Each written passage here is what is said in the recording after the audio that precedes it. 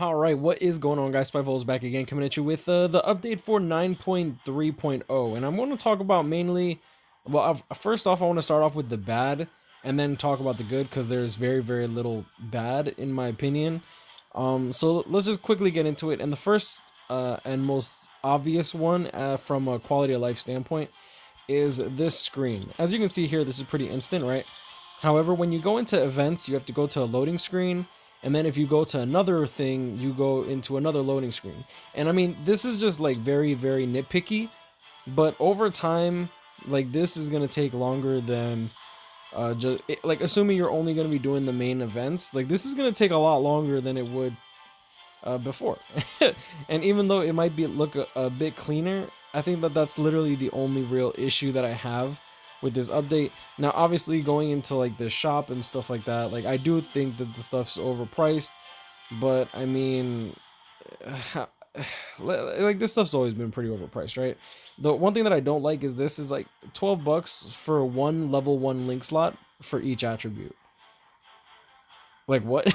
Like why? You couldn't just give us like a selector of 250 potions so that we could all just use it on one character and get them to at least a level 5 link slot?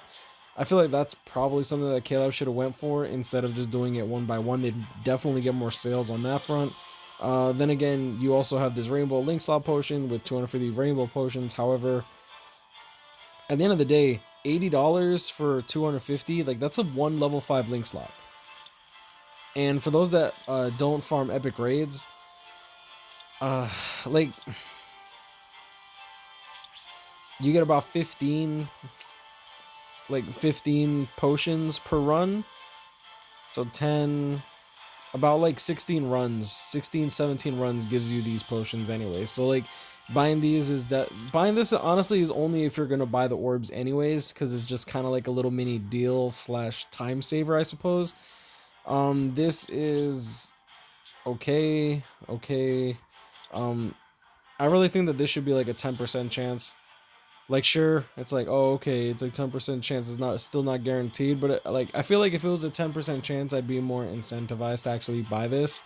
As it stands, a 1% chance to get a gold chappy, and then a 2% chance to get like slightly disappointed if you get a pupples. Like I don't think there's I don't think I've seen many people actually get happy to get a pupples unless it's their first gold accessory, and then you have like a 97% chance to completely waste your money.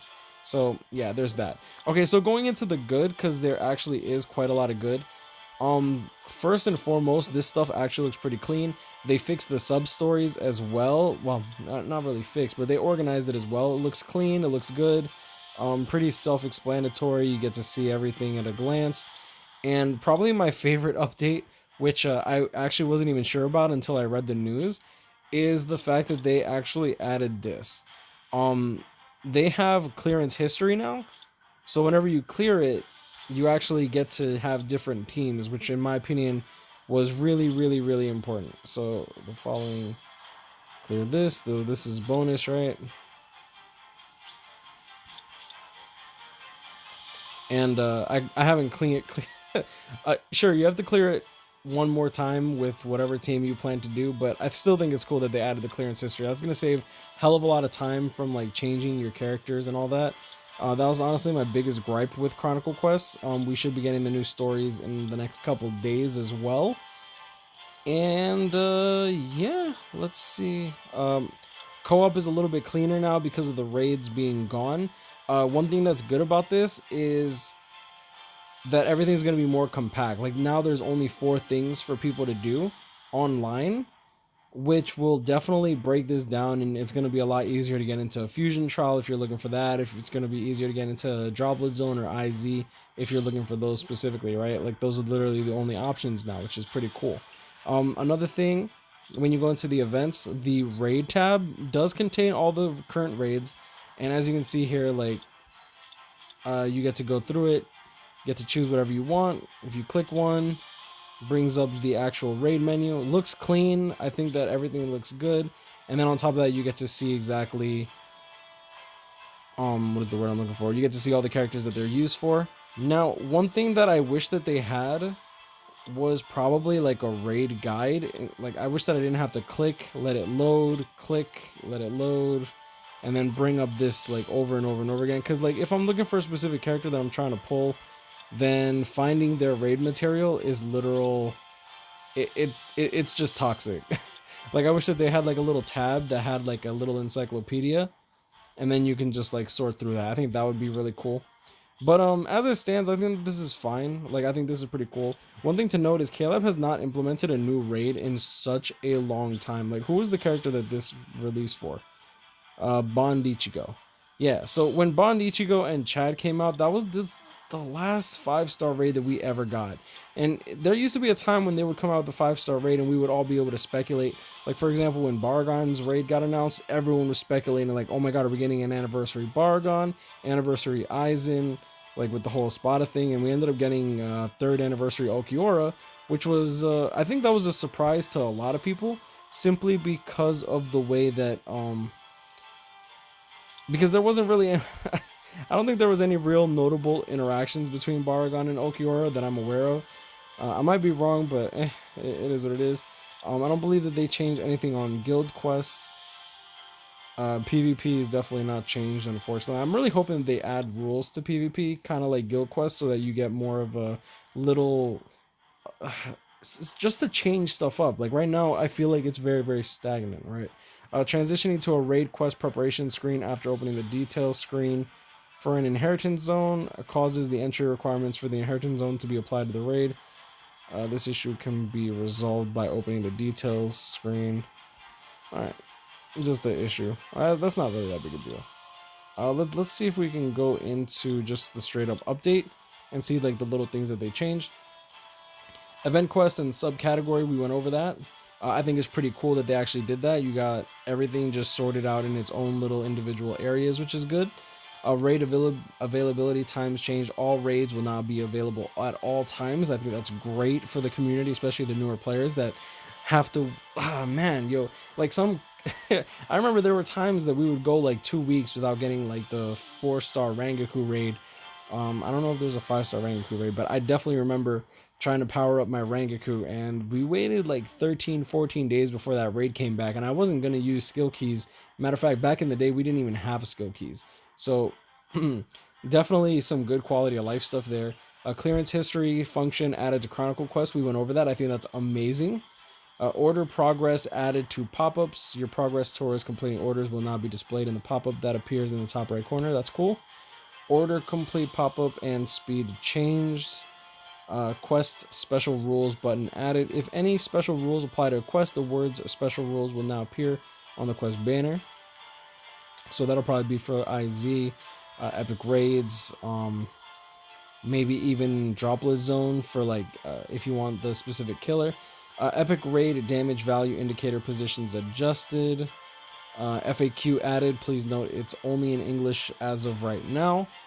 And issues fixed. A couple issues. The resurrections.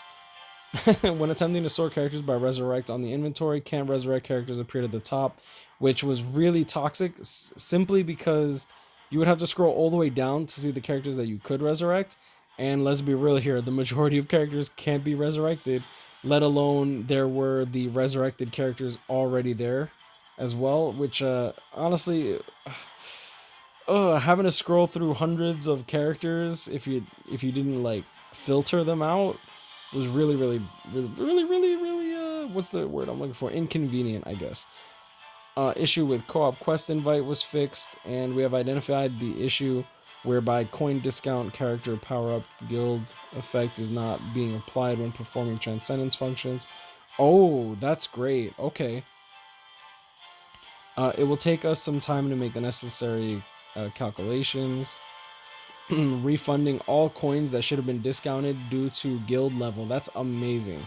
Okay, so we are actually going to get compensation. One of the compensations that I really would like is honestly, and this is going to trigger quite a lot of people, especially the newer players who haven't really been here for a long time. But I think that the biggest compensation that we should get as a player base is to get transcendence points equal to the like characters that we sold prior to the update. And some people will be like, oh yeah, but this is that, this is that. Like, there are plenty of other games that I play that when they release an update, they actually compensate players much more than Klab's ever done. Like, with just one simple update, I think that Epic 7 refunded me about $300 to $400 worth of skill ups, 500, maybe like $200-300 worth of summons when I was just a week into the game. So, like, I think that's the compensation that KLab should give us, especially considering how much it costs to re-roll that one transcendent slot. Like, let me see here. Like, it shouldn't. Let me see. Here we go. Boom, boom, boom, boom, boom, boom, boom. Right. It shouldn't cost me 1,000 4-stars to re-roll that last transcendent slot. Especially when I sold so many hundreds, if not thousands, of characters over the last 4 years of me playing this game. You know? And I mean, that might be nitpicky, but I think that that's something that, in my opinion, should be done, especially considering that your compensation for pulling a duplicate character is XP crystals. Like, I think that that's, I don't know, it's kind of a slap in the face, and it sucks for those that sold a mass quantity of characters right before a duplicate system got announced, let alone we didn't get confirmation that you could actually sell 3 stars and 4 stars for transcendence points until the update was made live, which I think it's just the right thing to do. I don't know how much that's gonna cost KLab on the back end to like figure out how many 4 stars and 3 stars or 2 stars, 5 stars were sold, but I know plenty of people that sold dupes because they really believed there was never gonna be a dupe system. And I mean, sure, you can say tough shit, but I'm just saying, I feel like that would be the right thing to do, you know. But I'm gonna leave it at that. I'm losing my voice. I'm tired. It's late.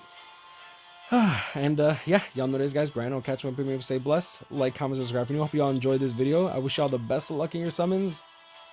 Still got the droplet banner, full hollow Ichi banner, double chance until Spirit Society. Hopefully we get Spirit Society. And yeah, stay blessed, y'all. I'll see y'all in the next one. Yeah, I think I pretty much said everything I needed to. Stay blessed, y'all. Love you guys. Thank you so much for the support. I appreciate my sponsors.